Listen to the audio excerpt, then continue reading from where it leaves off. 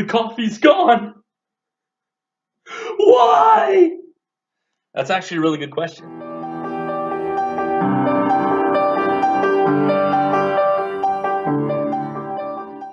Hey guys, it's God's Grace on Tuesday. I'm Tim Ryberg. Thank you so much for watching. So, what's with this whole why thing? Why, right?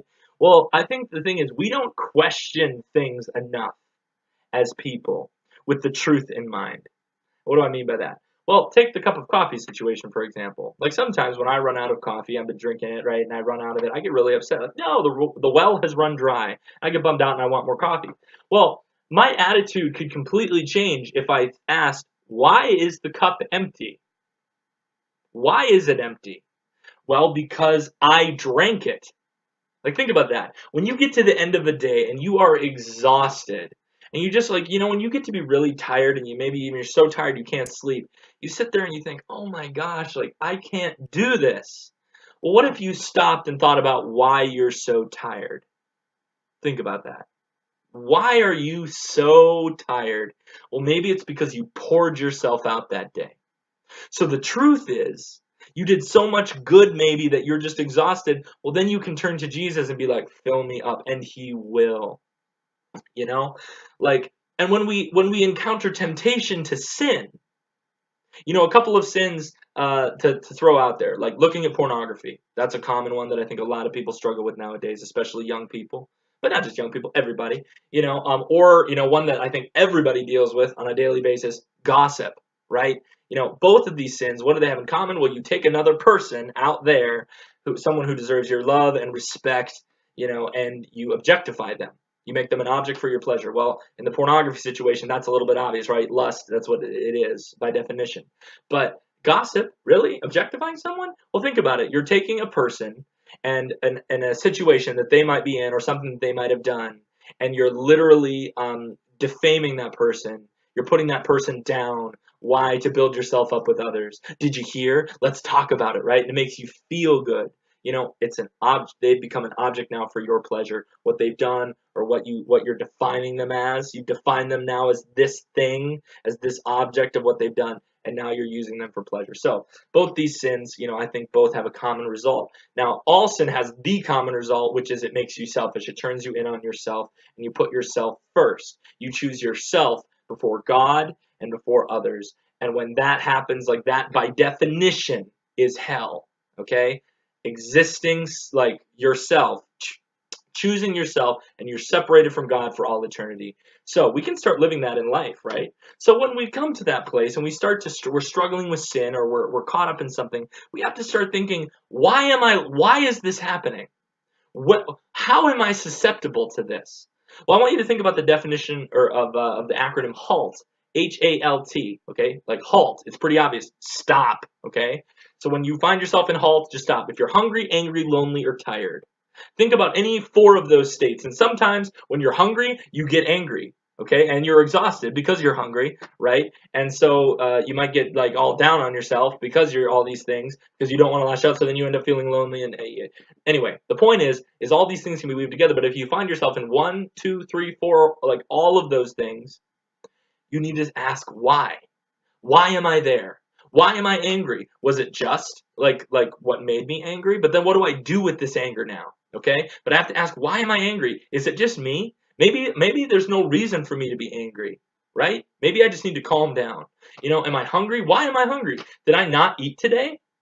Maybe I should go get some food so that I don't get angry, maybe. Or, am I lonely? Why am I lonely? Why do I feel this way?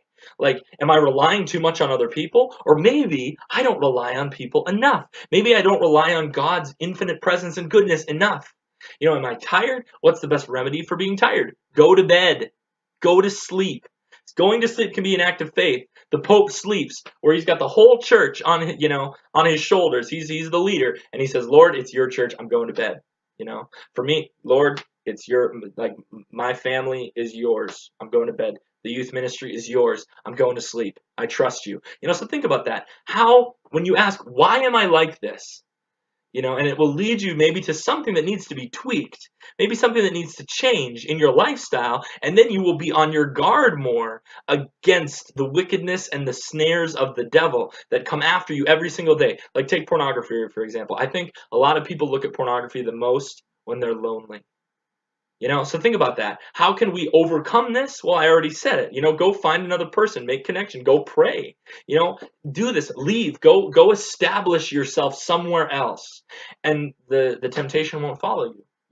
Or when you're gossiping. I think a lot of people gossip when they're lonely as well, because they think, oh, even if I don't really care about this other person, I really care about this person, and we're interacting, we're having a relationship over this because of like making fun of this other person or talking badly about this person. So think about that. But then think, why am I doing that? Why can't we have wholesome conversation together? And then you can be someone who calls them to that. When it comes down to it, you've got the commandments, and why does God give us commandments? So that we can prove our love for him. Not that proving our love for him means that we can earn our way to heaven. We can't do that.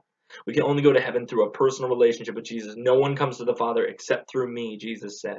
So we have to have that. But they know, as the song will say, they know we are Christians by our love, right? So all sin is selfish.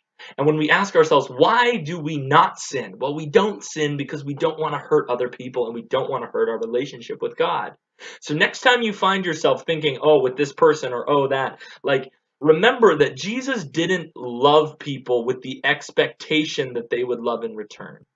Now, he hoped they did. He calls us to. He wants us to. But what I mean is there are a lot of people who choose not God. They choose themselves. But Jesus still loves that person. So when we think about the golden rule on all that stuff, we have to remember that we might not get the love reciprocated.